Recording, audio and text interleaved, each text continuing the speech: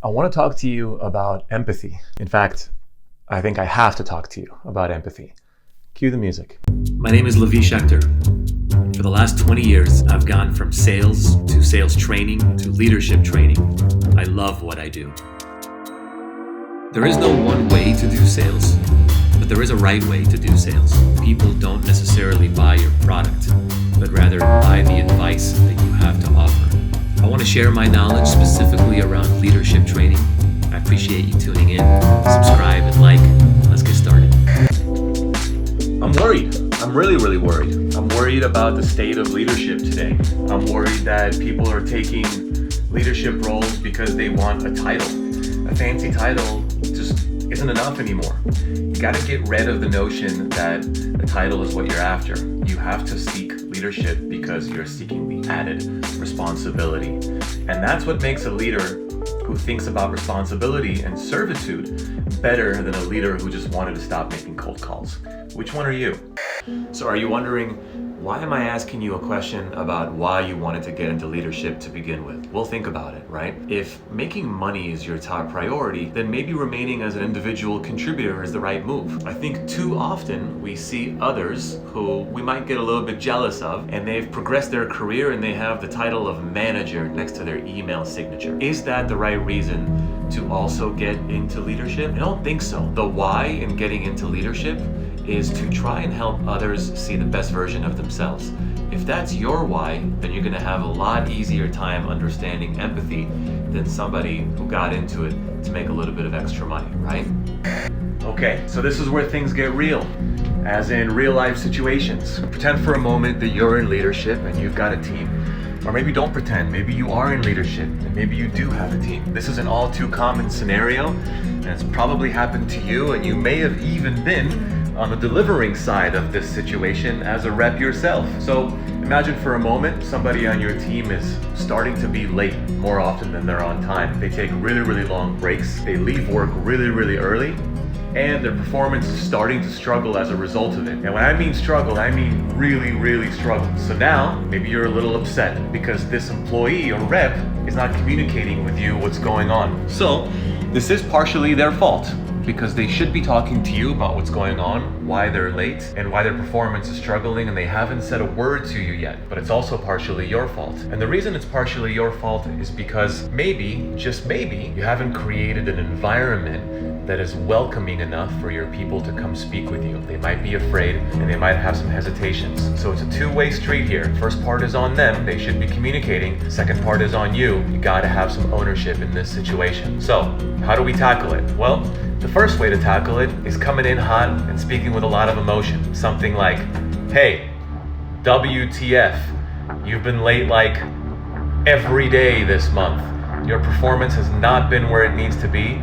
And quite frankly, I don't know what's going on. You need to step up your game.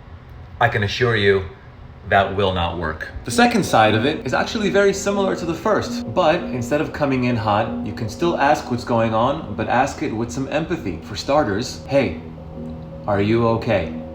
I've noticed that you've been late pretty often this month, but instead of me talking about your performance directly, why don't I start by asking what's going on? Are you all right?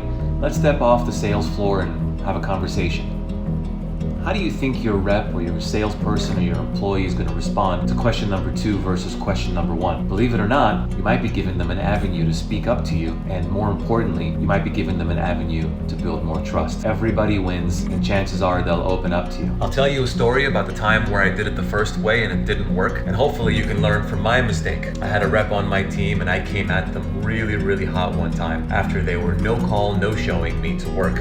If you've known me for longer than an hour, you know that's one of the easiest ways to kind of get under my skin. It's a pet peeve of mine, a lack of communication. So I pull this person into a room the day after, no call, no showing me. I kind of verbally ripped their heads off, only to find out that they had a death in the family and they were just too uncomfortable in letting me know. How do you think I felt? Empathy, right? Empathy. If by definition, is trying to put yourself in the shoes of somebody else. Now, it doesn't mean giving people slack, and it doesn't mean going easy on someone. We still have a job to do. We still signed up to do a job, but the empathetic leader is going to get more out of me than somebody who, I don't know, rips my head off and chews me out. Know what I mean?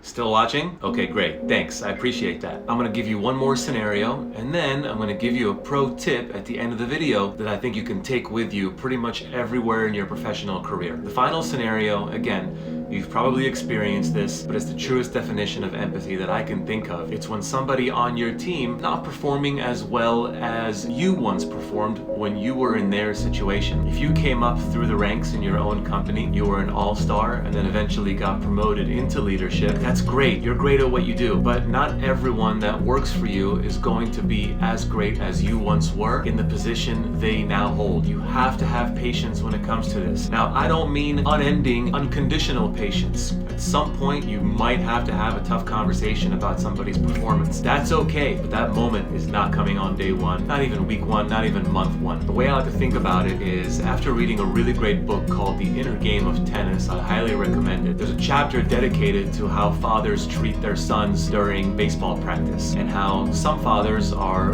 really adamant on getting the most production out of their kids. This might be their son's first time ever holding a baseball bat, so have a little patience. Don't yell at people. Think of everyone that works for you as potentially a rose that hasn't blossomed yet. You would never yell at a flower that hasn't blossomed yet, right? Okay, so I'm gonna wrap this up with a piece of advice that I think you can take with you everywhere you go. No matter what interaction you have, I highly recommend documenting. And when I say documenting, I don't mean it in the scary way. A lot of leaders think documentation is a very scary term or a very scary word, and by sending an email as a follow-up to your rep or employee or salesperson, then you are now severing the bond or the relationship you have with them. It's all about how that email is written. On the receiving end, sometimes we don't like getting emails from our boss because it seems like we're in trouble. The style of the email is everything. Send an email after every interaction, especially if it's something that you want to course correct. Earlier in the video, I talked about a salesperson on your team that is constantly late,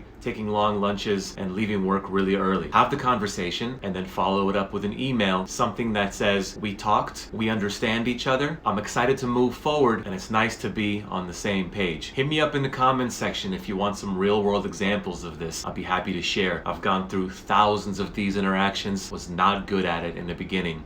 I feel like I have some knowledge that I can drop on you. Let me know. I'm here for you. Thank you. This was my episode on empathy. Subscribe, stay tuned.